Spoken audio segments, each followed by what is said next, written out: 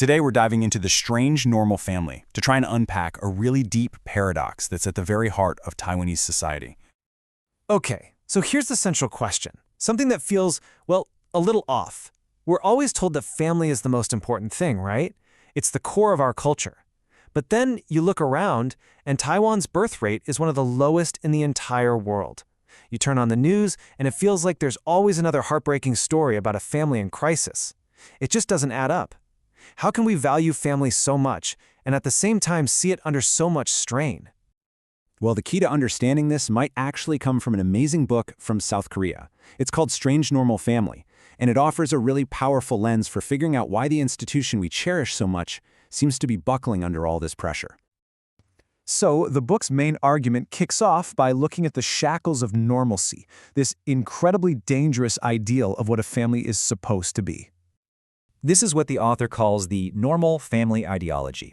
You know, it's that unspoken idea that a real family is a married man and a woman with their biological kids. That's the gold standard. And if your family doesn't fit that mold, maybe you're a single parent or an unmarried couple, then you're seen as somehow abnormal, or even worse, problematic. And this one simple idea, it acts like a double-edged sword. For the people inside that so-called normal family, it can create this crushing pressure and oppression. And for everyone outside that narrow box, well, they face discrimination and exclusion. And this is where it gets really real for Taiwan. Let's talk about that internal oppression first. It's this idea that children are their parents' property, just tools to achieve success. And that shows up as the insane pressure in our education system, or even things like emotional blackmail. On the flip side, you have external exclusion. Anyone who doesn't fit that perfect mold gets pushed to the margins, which is directly linked to huge issues like our low birth rate and the stigma that unmarried mothers face. The book has a really powerful term for this whole situation: family total war. It's what happens when society basically tells every family, you're on your own. Childcare, education, elder care, it all falls on the shoulders of individual families. So every single household is locked in this desperate, all-out battle for survival, with no backup.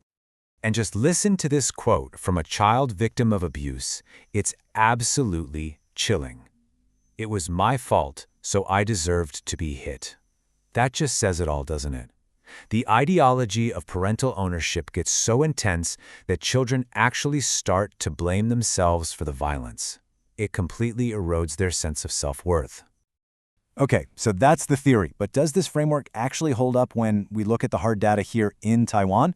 Let's find out. Now, that idea of a family total war, of the state stepping back, it probably sounds pretty familiar, right?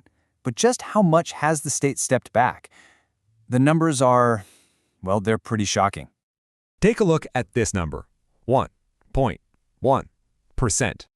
What is that? That is the tiny, tiny fraction of Taiwan's entire economic output that goes toward public support for families and children. And to put that in perspective, the average for other developed countries, the OECD, is 2.2%. That means Taiwan is spending literally half of what its peers do to support families. This isn't an accident. This is the family total war laid bare in the numbers. It shows a clear, systemic choice to place that entire burden on private shoulders. So what happens inside the home when it turns into a high-pressure battlefield? Well, this data from Taiwan paints a pretty grim picture of what discipline often looks like.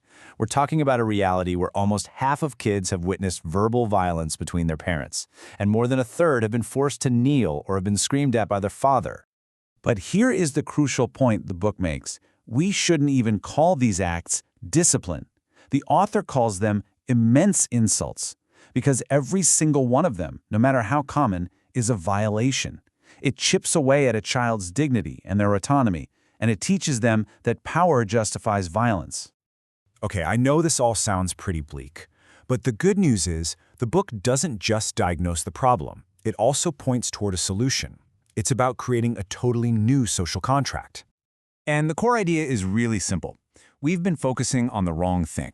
The goal shouldn't be to pressure individual families to become better or more normal.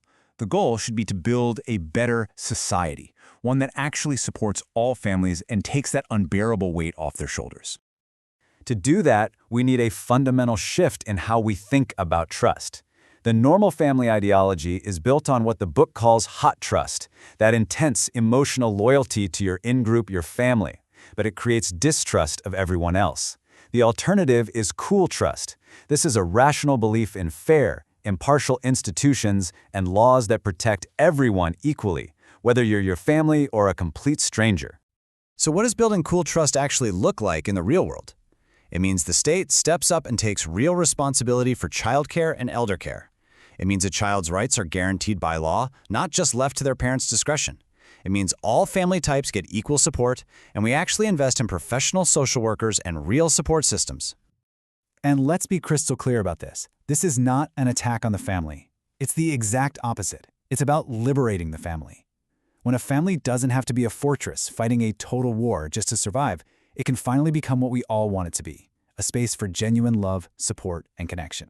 Which brings us right back to where we started. After looking at all of this, the question we're left with is this. What does Taiwan need more? Do we need to keep pushing for a more normal family, chasing an impossible ideal? Or do we need to build a more normal society, one that actually provides a safety net of support for everyone? It's definitely something to think about.